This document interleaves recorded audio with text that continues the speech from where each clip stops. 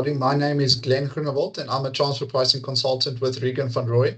And in this week's iteration of the RVR newsletter, we are bringing you Mauritius's first transfer pricing case. Now, this is a newsletter title not many would have expected, as Mauritius is classed as a lower tax jurisdiction, which historically has been perceived as a safe haven from transfer pricing rules. However, this perception may change in the near future in the wake of this TP case.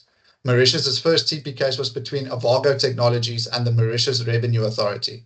The case focused on whether royalty fees paid by Avago to its related party, Gen IP, who's based in Singapore, were conducted at arm's length.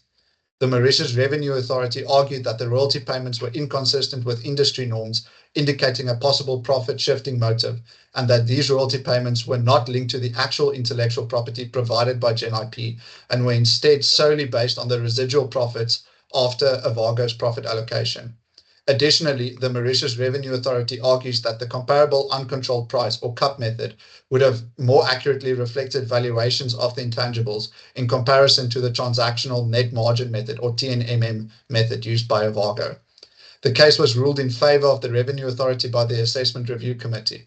The Assessment Review Committee upheld the MRA's decision that the arrangement was primarily aimed at tax avoidance and levied a penalty of $107 million.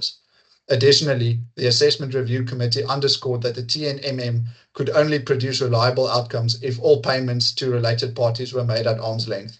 The Assessment Review Committee concluded that Avago's application of the TNMM was faulty, as it did not accurately represent the value of the intellectual property provided by Gen IP. So what are the key takeaways from this case from a transfer pricing perspective? Such a resounding TP win for the Revenue Authority now sets a precedent, not only in Mauritius, but for all tax jurisdictions, that your cross-border intercompany transactions should be conducted at arm's length, regardless of whether the region has adopted formal TP legislation or not. This case serves as yet another reminder of the worldwide shift towards TP compliance and the prevention of cross-border profit shifting.